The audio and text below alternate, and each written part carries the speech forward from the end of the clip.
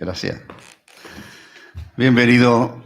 Ya Marco le dio la bienvenida oficial y creo que la mayoría les conozco a los jóvenes de los campamentos. Final de enero vamos con nuestro campamento otra vez, en la voluntad del Señor. Yo quiero hablaros en este primer mensaje acerca de la ruina del pueblo de Dios. No es muy halagador, para nada. Y ese es el primer mensaje. En cierto modo, señalarles los pasos que a veces damos y que nos conducen a un desastre como creyentes. Pero más tarde espero mostrarles, en otros mensajes, espero mostrarles cómo Dios comienza de nuevo a trabajar en nosotros, a trabajar en su pueblo. Así, nuestra preocupación es por la juventud. Estas son conferencias para jóvenes. Ese fue el propósito. Como dijo Chris en la segunda, aunque la primera fue bien limitada, solo para casi la zona, y esta vez se ha extendido un poco más. Y nuestro propósito, como el que yo personalmente he tenido en 11 campamentos pasados, que ya llevamos, será el 12 el que tengamos, son ustedes. No nos preocupa, sino que nuestros jóvenes tengan la enseñanza apropiada y sean en el futuro, por supuesto, los que sostengan las iglesias. Así, vamos a leer el libro de Jueces. Yo di un mensaje parecido en unas conferencias y no recuerdo el año en Talca. Diego sabe, porque un día me lo recordó, pero no sé, 4 años atrás. 2012 dice mi nieto. 2014, muy bien. Yo no me acuerdo del año, pero en esa oportunidad fue bien triste el mensaje. Un hermano me dijo que era muy pesimista el mensaje. Han pasado 4 años y creo que tengo la razón, o tuve la razón, por lo que veo. No estoy acusando a nadie y no estoy acusando a ninguna asamblea, es solamente lo que miro un poco. Vamos a leer el capítulo 1 de Jueces y el versículo 1. Y el primer punto que quiero mostrarle es que el comienzo del pueblo de Israel, a ver, ¿alguno no ha leído el libro de Jueces, la historia de Jueces? La historia de Jueces comienza después de la muerte de Josué. Josué ha sido el sucesor de Moisés, pero Dios no tiene sucesor para Josué. Dios no busca, no da un sucesor de Moisés. Después de Josué no hay. Y el libro y toda la historia de Jueces abarca por lo menos 350 años de la historia de Israel hasta que llega la monarquía. La monarquía llegará con Saúl, el primer rey, pero llegará a su plenitud con David, el hombre conforme al corazón de Dios, y por supuesto llegará a su culmine, a la perfección, con el rey que es Cristo. Esa es la historia. Entonces, en estos 350 años, Israel fue de mal en peor. Y esos 350 años son los más tristes en la historia de Israel. Desde el capítulo 17, 18, 19, 20, 21. Esos 5 capítulos son los últimos de Josué y están historias que llegan a la inmoralidad en Israel. Eso fue lo que yo hablé algunos años atrás. Y el último juez, por así decirlo, fue Sansón. Después de Sansón no se ve ningún otro. El primero es Otoniel, y seguramente ustedes conocen a otro como Gedeón, una mujer que es Débora, y hay otros más. Y eso es más o menos para que como introducción y ustedes puedan un poco insertarse en lo que voy a decir. Entonces ahora vamos a leer el capítulo 1 y el versículo 1, porque el comienzo es alentador. Ya muere Josué. Aconteció después de la muerte de Josué que los hijos de Israel consultaron a Jehová. ¿Quién de nosotros subirá primero a pelear contra los cananeos? Y Jehová respondió, Judá subirá. He aquí que yo he entregado la tierra en sus manos. Israel, Dios promete a Israel una tierra que fluye leche y miel. Se la promete, se la da. Pero esa tierra hay que conquistarla. Y para conquistarla hay que luchar. Y esa es la historia de que comienza la lucha, la pelea en conquistar terreno con Josué. Y de Josué, cada tribu tenía que conquistar su tierra, que le correspondió por suerte a cada uno. Pero ellos tenían que echar a sus enemigos, a los que habitaban allí. Así, el primer punto es auspicioso, para mí es alentador, creo, porque, número uno, hay una dependencia de Dios. Israel, el versículo que acabamos de leer, los hijos de Israel consultan al Señor. Dice, los hijos de Israel consultaron a Jehová diciendo, ¿quién de nosotros subirá primero a pelear contra los cananeos? Consultan al Señor es depender de Dios, hermanos. Si no dependemos de Dios, podemos tomar decisiones desastrosas para nuestra vida personal y aún familiar y aún para la iglesia. Si nuestras decisiones se toman exclusivamente guiados por nuestra naturaleza humana, no cabe ninguna duda que eso nos llevará a un desastre, eso nos llevará a la ruina. Pero aquí el comienzo es auspicioso, porque Israel sí, los pasos que da están indicando si queremos depender del Señor, si queremos ser guiados por el Señor.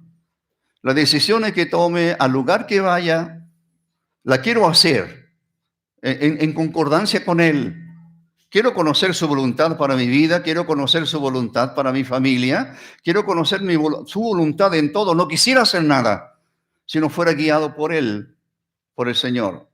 Así que este Israel que está aquí, dice el versículo que acabamos de leer, consultaron al Señor.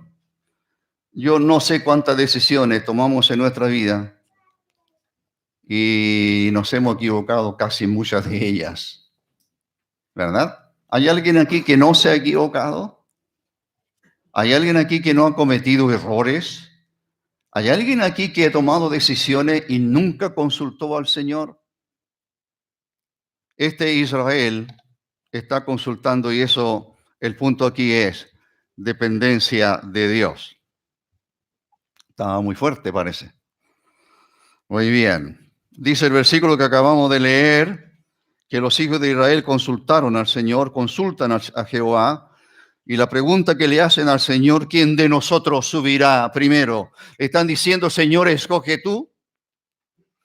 Alguien podría tener muchas ganas de ir ellos, ser el primero, en decir, yo voy primero para echar a los cananeos. ¿Qué tribu va a empezar a conquistar la tierra que Dios nos dio, pero está ocupada? Eso llevado a nuestra vida espiritual, quiero deciros, si no lo han escuchado antes, que Dios tiene innumerables bendiciones para nosotros. Eso es lo que aprendemos, eso es lo que leemos. Somos bendecidos por Dios. Habla la palabra del Señor de bendiciones espirituales con Cristo en los cielos. Pero las bendiciones, según el Israel que leemos aquí, una muy buena figura de nosotros, no llegan. Por así decirlo, no llueve como está lloviendo, ha llovido estos días y va a seguir lloviendo. No, no es así. Lo que Dios requiere de nosotros, lo que Dios requiere de nosotros, lo que Dios demande de nosotros, es que nuestras vidas estén, por así decirlo, luchando, conquistando los terrenos. Israel tenía que conquistar terrenos. Si yo quiero crecer como creyente en Cristo, ¿qué tengo que ir conquistando? No estoy hablando de merecer algo. Dios es un Dios de gracia y Dios nos otorga por su gracia y misericordia las bendiciones, pero no las da para quien está de brazos cruzados sin preocuparse de su alma, sin preocuparse de luchar con sus enemigos internos. Aquí se trata de conquistar territorio. Y en la vida espiritual se trata de conquistar también, avanzar, crecer en la cosa del Señor. Pero para ello tengo que depender del Señor y por supuesto es una lucha constante. El apóstol Pablo dice, no tenemos lucha contra carne y sangre, sino contra. Sí tenemos lucha. Y no estamos peleando con enemigos visibles.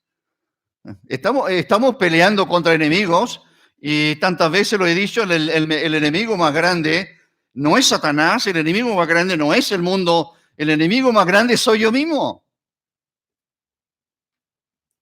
El enemigo más grande eres tú mismo. Y tienes que luchar con tus problemas, tienes que luchar con tus tentaciones, tienes que luchar con tus errores. Pero si lo hacemos en dependencia del Señor, como el Israel, es el camino correcto. Entonces Dios responde y dice, Judá subirá. Y dice Dios, he aquí yo entregaré, o yo he entregado la tierra en sus manos. Judá subirá primero. Judá va a luchar. Va a ser la primera tribu en conquistar el terreno que Dios le dio. Está lleno de enemigos. Hay que expulsarlos. Pero Dios dice, yo he entregado en sus manos. Yo he entregado la tierra en sus manos. Dios en su generosidad está otorgándonos innumerables bendiciones, pero la hará en la medida que nosotros, por supuesto, estemos luchando en nuestra vida cristiana. Eso es el primer punto. Vamos al segundo. Y entonces ahora ya ese es el comienzo auspicioso, ejemplar. Así debería ser nuestra vida cristiana. Así debería ser nuestra vida cristiana. Dependiendo de Dios, luchando día tras día, las 24 horas del día, por así decirlo, luchando para ganar cada vez más terreno al enemigo, para cada vez llenar mi vida de aquel que es mi Señor, para llenar mi vida, mi alma, mi mente de su palabra, y eso significa avanzar, y eso significa crecer. Dios ha entregado en mis manos, dice aquí a Israel, yo he entregado, el versículo 2, yo he entregado la tierra en sus manos. Y ahora comienzan los problemas. ¿Cuál es el número 1? Y el número 1 es el versículo 19. Versículo 19.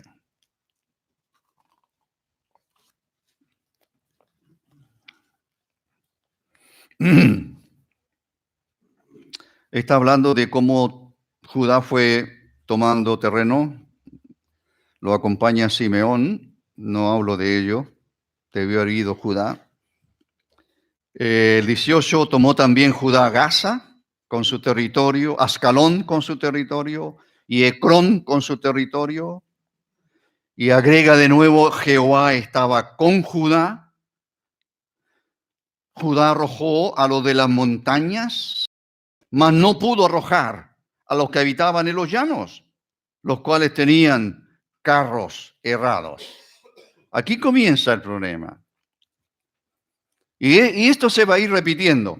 Si uno mira, más adelante va a ir leyendo tribu tras tribu y el problema es repetitivo. ¿Qué pasó con Judá? Si usted mira el texto que acabamos de leer, dice, mas no pudo arrojar a los que habitaban en los llanos. Dice que tenían carros cerrados. Parece que eran más poderosos, parece que tenían más fuerza y parece que Judá está diciendo, no puedo con ellos. Es como a veces nosotros decimos, no puedo con este pecado, lucho con él y siempre me vence. Y Dios le está diciendo a Judá, yo he entregado, y dice el versículo, perdón, Jehová estaba con Judá. El Señor está con nosotros, decimos, y oramos. Sí, el Señor está conmigo.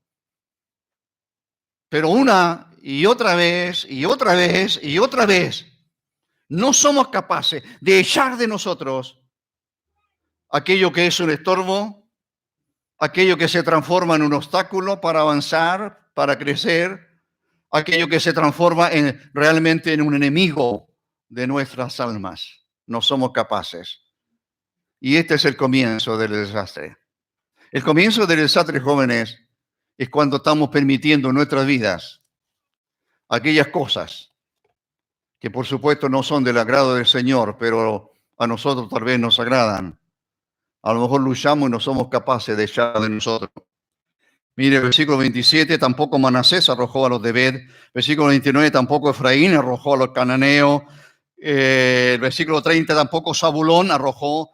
El 31, tampoco Aser arrojó. El 33, tampoco Neftalí arrojó. Y así sucesivamente. Todos fracasaron. Ninguna tribu podía decir, mire, yo cumplí a la perfección. Yo no fallé. Conquisté todo el terreno, eché a todos los enemigos. No hay enemigo a mi alrededor. Ninguna tribu triunfó como Dios quería que lo hicieran. O sea, ninguno dio. Ninguno cumplió los planes del Señor. Todos. Y los enemigos se fueron quedando, y los cananeos se fueron quedando. Así como en nuestra vida, vuelvo a insistir, se van quedando cosas del pasado, cosas de una vida perdida en algunos casos, o ciertos hábitos que adquirimos y que son hábitos que nos dañan. El segundo paso al fracaso, el segundo paso a la tragedia a la que llevó Israel y que nos lleva a nosotros también muchas veces al desastre como creyentes. Está en el capítulo 2 y versículo 10. Dice el versículo 10, y toda aquella generación también fue reunida a sus padres. Se refiere a la generación posterior a Josué. Murió Josué, murieron, hay toda una generación que va pasando y las generaciones van pasando. Y dice el versículo 10, y se levantó después de ellos otra generación que no conocía a Jehová. Es raro, ¿verdad? No solo no conocían al Señor, sino que tampoco conocían la obra que el Señor había hecho a favor de su pueblo.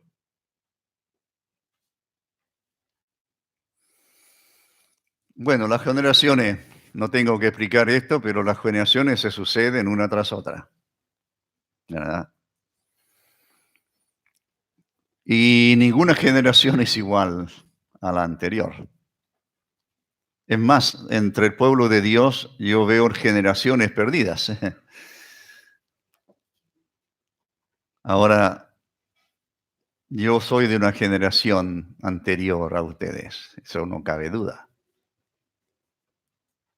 Conocí al Señor el año 63 y era un jovencito de casi 17 años.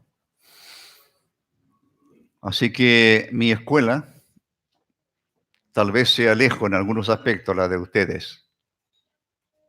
Las generaciones van cambiando. La generación de predicadores que yo escuché están todos con el Señor. Todos. Los que fueron mis maestros están todos con el Señor. Y por supuesto tengo recuerdo de todos ellos aprendí algo.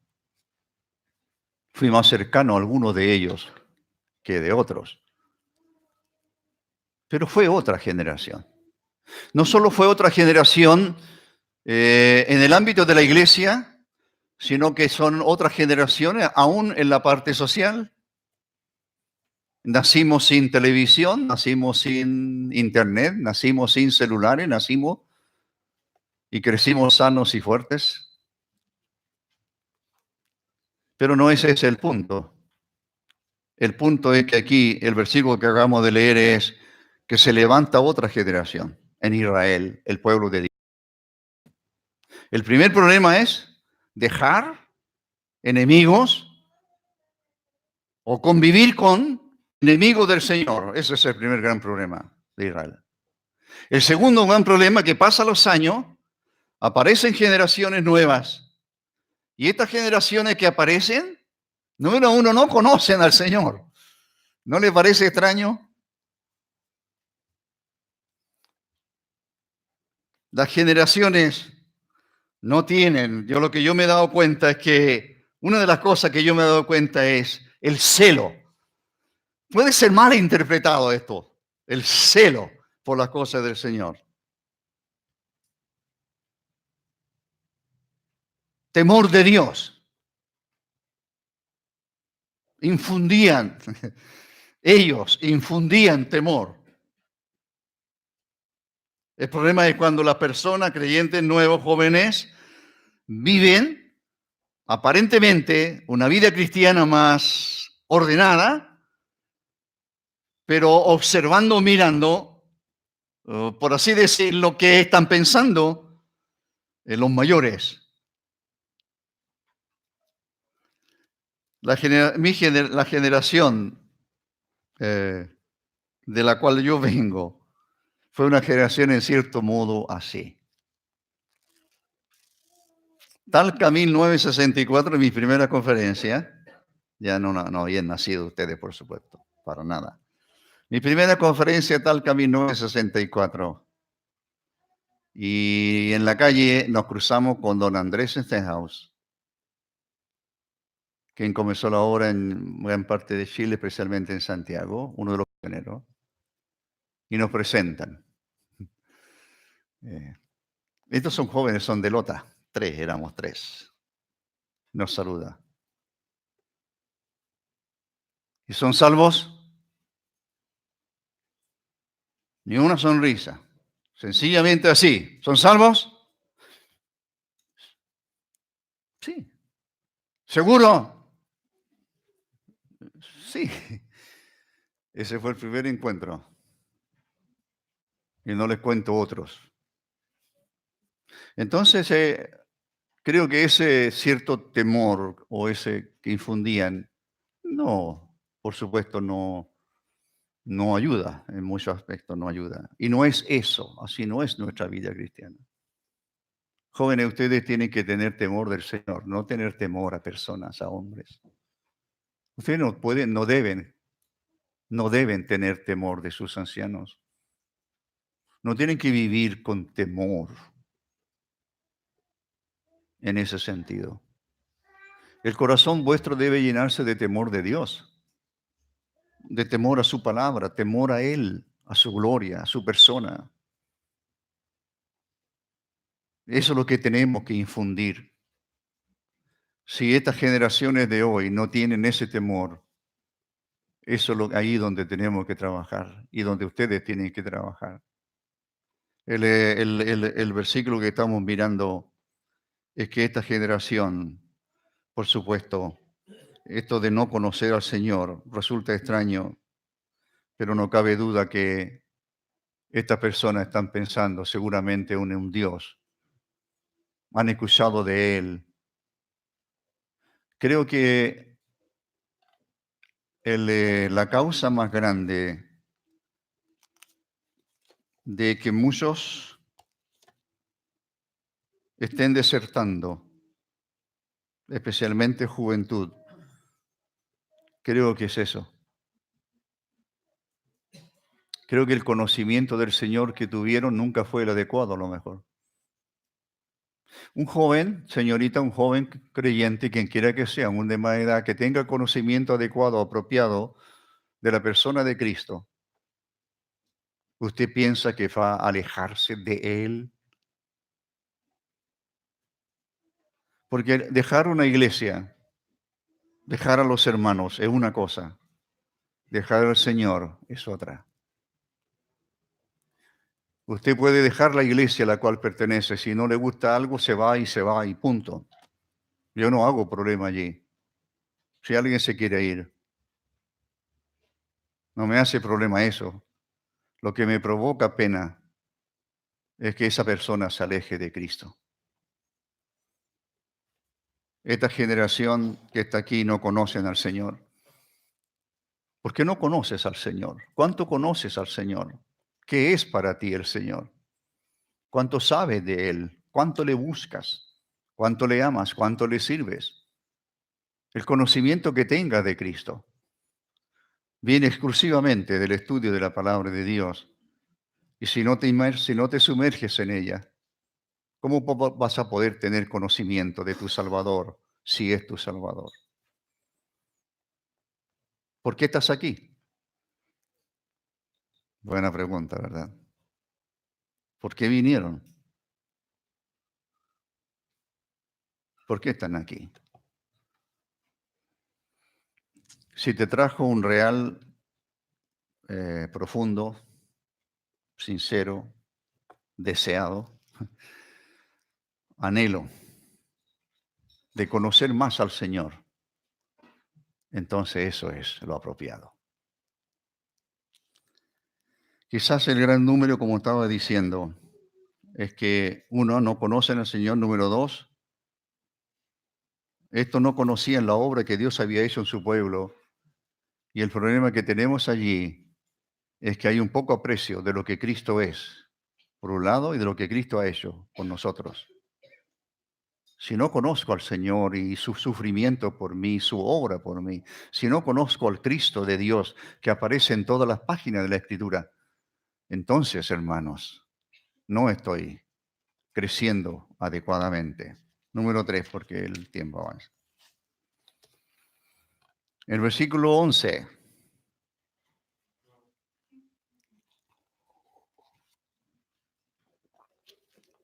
Versículo 11. Después los hijos de Israel hicieron lo malo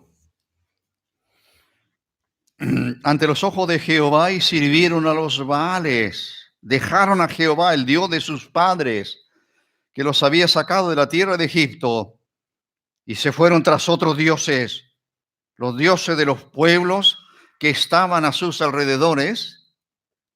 Un mal provoca otro mal peor.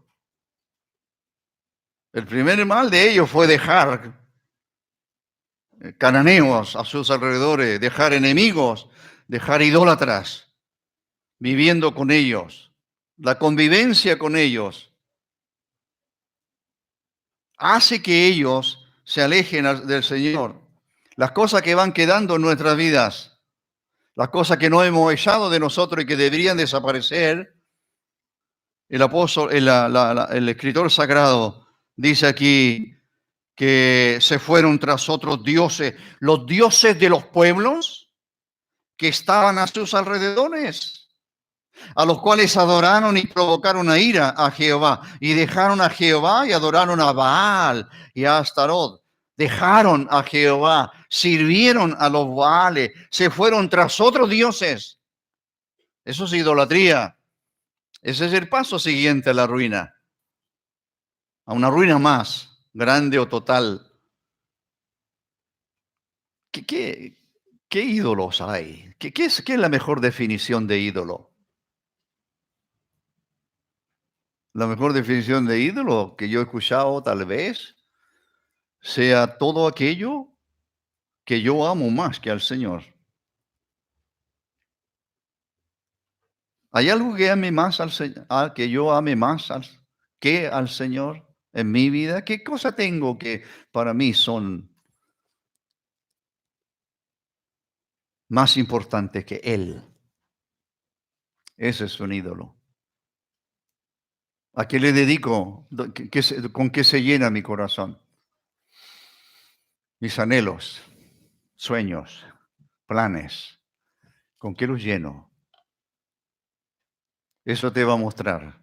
Si haces ese análisis en tu propia vida, en tu propio corazón, eso te va a mostrar si realmente no hay ídolos en tu vida. El ídolo no es solo la figura de algo. Un ídolo, como dije, es todo aquello que desplaza al Señor de nuestros corazones. Creo que en un campamento pasado alguien dijo que le ponemos rivales al Señor. Le ponemos rivales al Señor. Dejan al Señor y se van tras otros dioses. ¿Qué es lo más importante? Esta es la pregunta. ¿Qué es lo más importante en tu vida? ¿Qué es lo que más te importa? Por lo cual luchas, por lo cual no duermes, por lo cual te desvelas, por lo cual lloras, etcétera, te esfuerzas. ¿Qué es lo más importante en tu vida? Cuando termines responder a esa pregunta, vas a saber si tu corazón realmente está más apegado a aquello que no sirve, a aquello que no te ayuda, a aquello que no es eterno, a aquello que no es de Dios. La idolatría. El punto aquí era la introducción de la idolatría en la vida de un creyente. Usted dice, pero los creyentes no somos idólatras. ¿Quién dijo eso? No te olvides, cualquier ídolo es un ídolo, todo aquello que realmente te quita el sueño, que no es el Señor, por supuesto. Todo aquello que te hace correr, todo aquello que te desespera a lo mejor, está llenando tu vida. Otro punto, capítulo 3. Capítulo 3. ¿Se ha dado cuenta cómo vamos? No sé si han seguido el proceso. Partimos permitiéndonos la licencia en nuestras vidas de no echar aquello que es estorbo, que no sirve.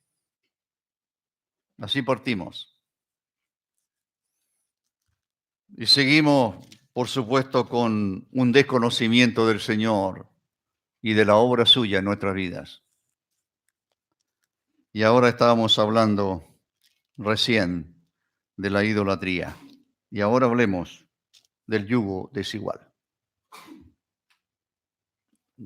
Un paso, un bajada de escalón, lleva a otra bajada de escalón hasta que después tocamos fondo. Vamos descendiendo.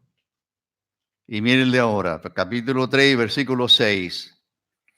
El versículo 5 dice, así los hijos de Israel habitaban entre los cananeos, eteos, amorreos, fereceos, heveos y jebuseos.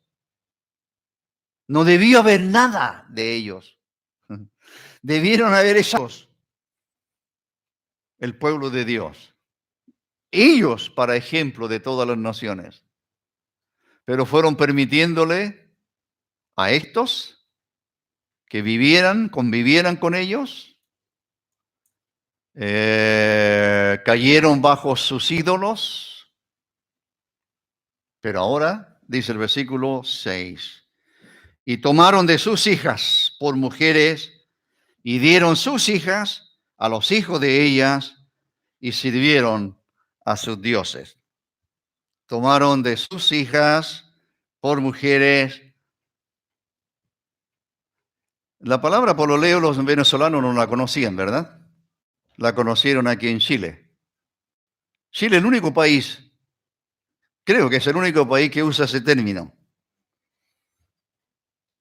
Alguien lo inventó y se quedó. ¿Alguien está pololeando? No, no. Qué pregunta. ¿Con quién?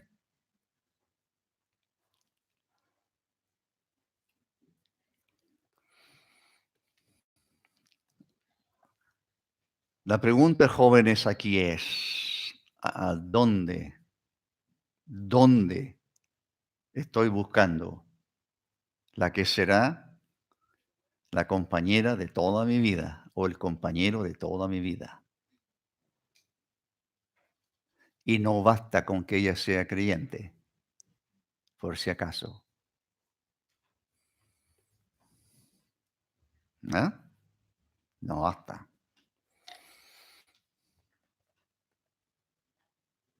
Yo sé que aquí hay varios casados, por supuesto. Y ya nosotros tenemos 51 años de casado y así ya algo sabemos del matrimonio. Algo he aprendido del matrimonio. ¿Dónde buscamos esposa?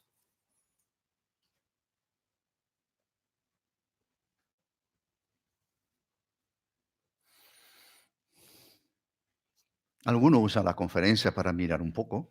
Está bien. Está bien. Yo puedo mostrarle a algunos que así ha sido, pero está muy bien. ¿Dónde se van a conocer? ¿Dónde se van a conocer? Campamento es una ocasión de conocerse mucho mejor que estar aquí sentado con puestitos, etcétera. Hay muchas ocasiones para conocer, pero lo que no debéis hacer es lo que Israel hizo aquí. Vuelvo a leer el texto. Tomaron de sus hijas por mujeres. ¿Cuál es el ejemplo más clásico que tenemos en las Escrituras y en este libro de Jueces? Ya lo conocéis. Un hombre tremendamente forzudo, nazareo a Dios, su pelo largo, pero es un hombre tremendamente carnal. Sansón. Mire lo que dice él. Él dice, yo he visto, va donde su papá y le dice a sus padres, yo he visto en Timnat a una mujer de los filisteos. Yo he visto. ¿Qué hace mirando allí?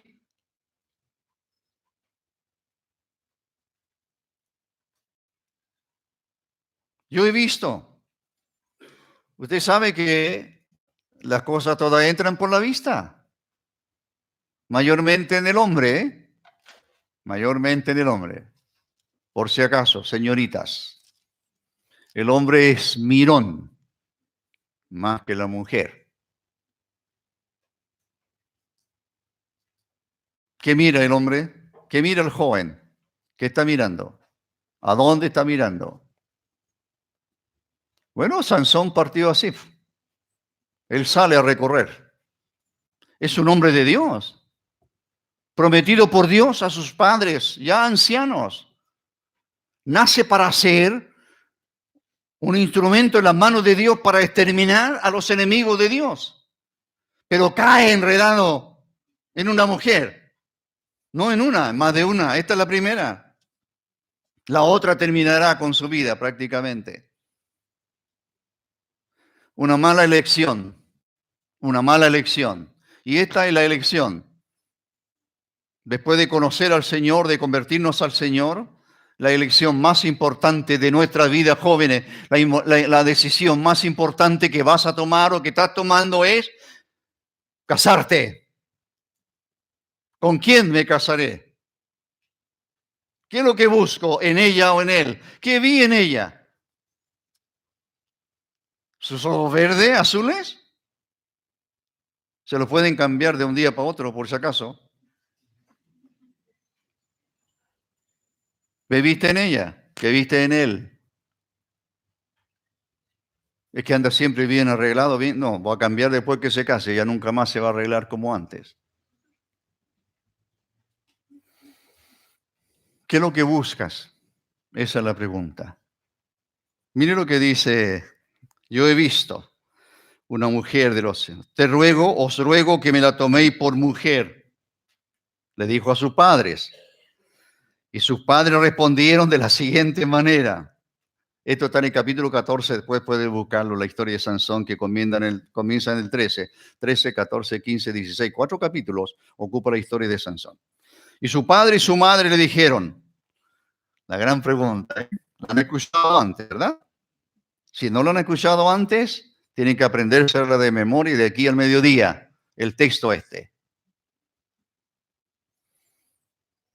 Mira lo que dice su padre, no hay mujer entre las hijas de tus hermanos, ni en todo nuestro pueblo, para que vayas tú a tomar mujer de los filisteos incircuncisos. No hay. Es que a mí me gustan rubias y no hay rubias.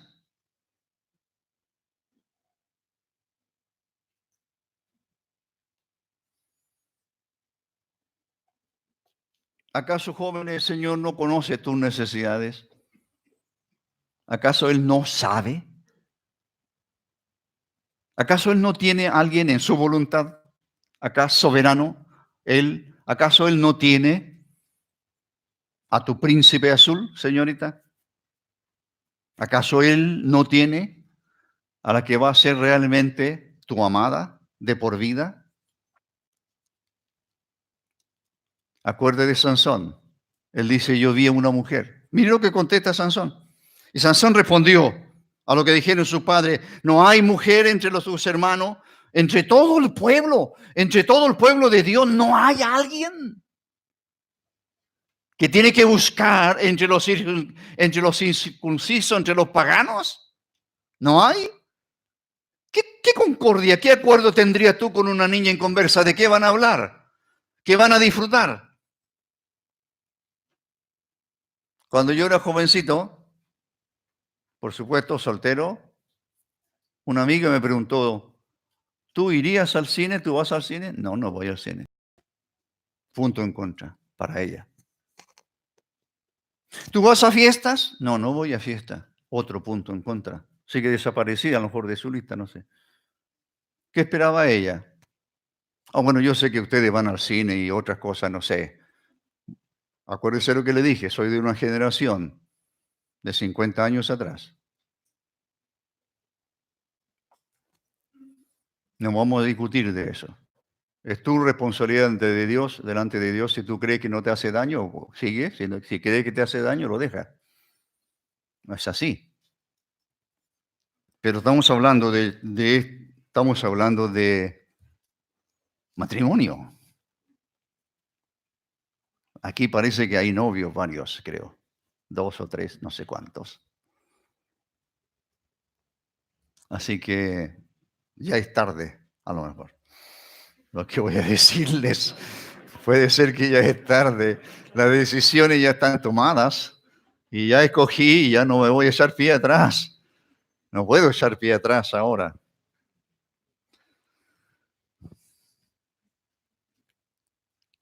Así que no voy a hablarles a ellos para que se queden tranquilos. Una vez fue una pareja a pedirme consejo. No sé cuánta he aconsejado en toda mi vida. Y yo por media hora más tiempo siempre traté de bajarlo del tren, de echarlo abajo del barco. Con varias preguntas solo era para saber si estaban seguros de lo que estaban haciendo. Quería saber si estaban tomando una pareja de jóvenes que hablaron conmigo aquí, ya no viven aquí, y me mostraron por las escrituras. Yo nunca había tenido una respuesta a la cual no pude decir nada. Me mostraron este texto. El Señor nos habló por este texto. Y también nos habló por este texto. Y yo estaba con boquiabierto, así con los ojos grandes. ¿Cómo es posible?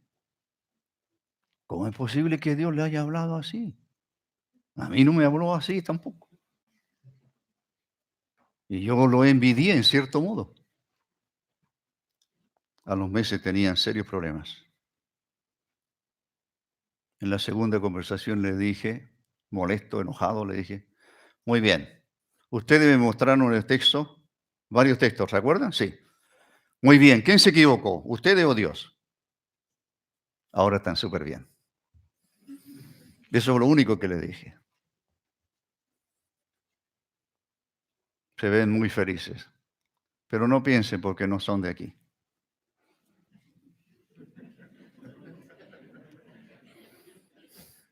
No echen a andar la imaginación. ¿Qué vamos a hacer? Dice el joven. En mi asamblea yo soy el único varón, pero hay otras asambleas. ¿Mm? En mis tiempos habían cartas, se demoraban un mes en llegar. ¿Cierto? ¿Más? Bueno, había teléfono también. Bueno, a los hijos llamaban por teléfono algunas hijas. Pero en mis tiempos era cartita. Y la respuesta demoraba otro mes, si es que respondía. Ahora no, ahora en WhatsApp. ¿Qué estás haciendo? Oh, estoy estudiando el libro de Juan. No, está vinando una película en Flex, pero en no sé a dónde, pero es para ver si el joven, ¿no es cierto?, se anima con ella y dice, no, soy una mujer súper espiritual, está escogiendo bien. ¿Qué estás mirando? ¿Figura? ¿La figura? ¿Eso estás mirando? ¿Lo apuesto que es? Vas a vivir toda una vida con ella o con él. Una vez alguien dijo, lo he repetido otras veces, pero lo repito de nuevo porque me gustó mucho. No tiene ninguna gracia. Porque alguno dice, fue amor a primera vista. La vi y quedé visco la vi y casi me desmayé. Cuando lo vi, quedé petrificada. Amor a primera vista. No existe. No existe. Y este predicador dijo, eso no tiene ninguna gracia. Lo que sí tiene gracia es que después de 50 años estés con tu esposa, ya están solos. La tomas de la mano, se miran a los ojos y tú le dices, te amo. Más que cuando te conocí.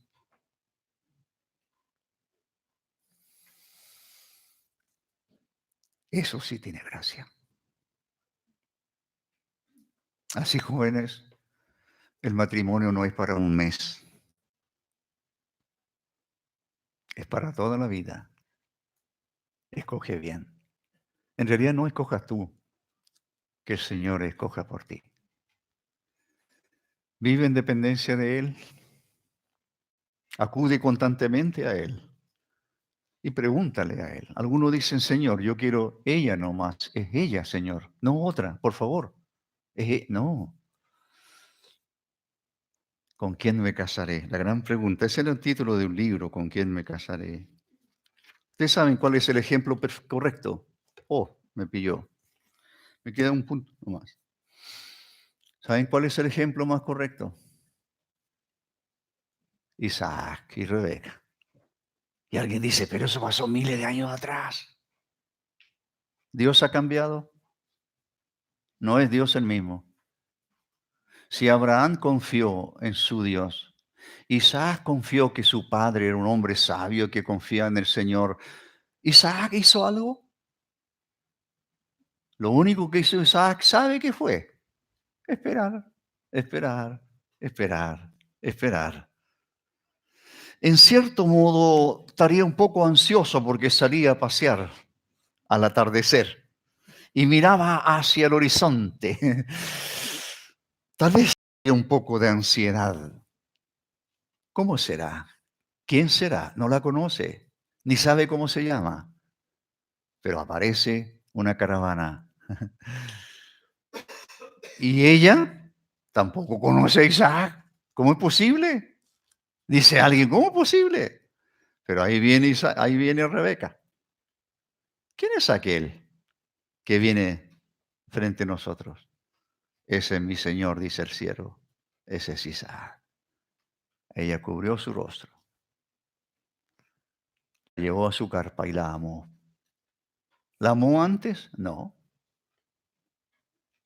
Ahí están los dos. Escoge.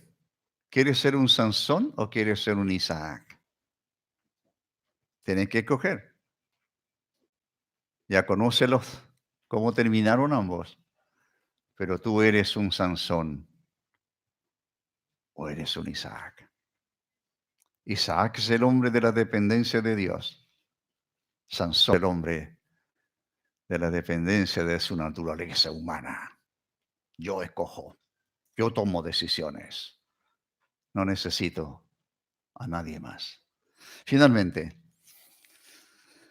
el capítulo 3, versículo 8, y voy más rápido ahora entonces. El 7, hicieron pues los hijos de Israel lo malo ante los ojos de Jehová y olvidaron a Jehová su Dios y sirvieron a los Baales y a las imágenes de acera. Mire, ahí vamos a la ruina, un paso más, un paso más, un paso más y vamos arruinando nuestra vida espiritual. Y él oyó por primera vez. ¿Qué es lo que aparece? Dios.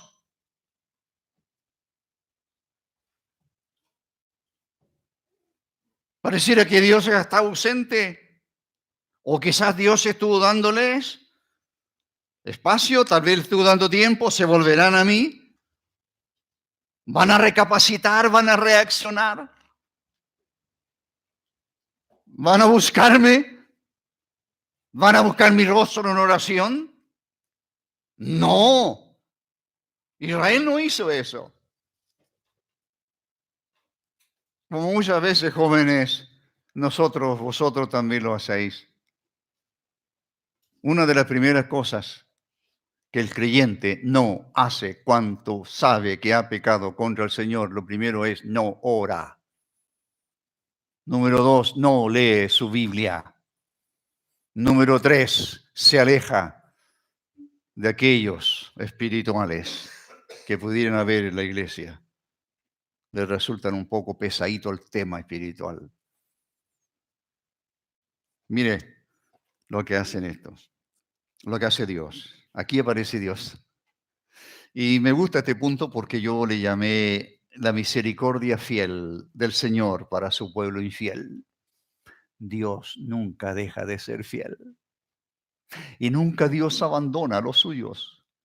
Y Dios hace aquello que será necesario para restaurar a su pueblo. Y lo que Dios va a hacer para restaurar a su pueblo infiel, idólatra, ¿qué es lo que hará? Dos cosas. Número 1, le muestra su ira, le muestra su enojo. Sí, el padre se enoja y disciplina a sus hijos. La ira de Jehová se encendió contra Israel, los vendió en mano de Cusán Risín, 8 años, y van a sufrir fuerte allí. Eso es la disciplina. El escritor a los hebreos dice, hijo mío, no menosprecies la disciplina del Señor, ni desmayes cuando eres reprendido por Él, porque el Señor al que ama disciplina y azota a todo al que recibe por hijo. Si soportáis la disciplina, Dios os trata como hijo. Porque, ¿qué hijo es aquel a quien el Padre no disciplina? Siendo Israel disciplinando a su hijo, ¿qué hace Dios con nosotros al permitir ciertas cosas que nos hacen sufrir? ¿Disciplinarnos? ¿Para qué? Para lo que sigue. Mire lo que sigue. Versículo 9. Entonces clamaron los hijos de Israel a Jehová. La disciplina tiene su efecto. La disciplina tiene un propósito. La disciplina de Dios en nuestra vida es que nos volvamos a Él. Y este Israel se vuelve a Dios. Se vuelve a Dios, clamándole. Clamaron los hijos de Israel a Jehová. Y el Señor responde a la oración de su pueblo y les levanta un libertador, Otoniel, el primer juez. Y dice el pasaje que la tierra reposó 40 años. 40 años. Ese es el primer mensaje que le tenía.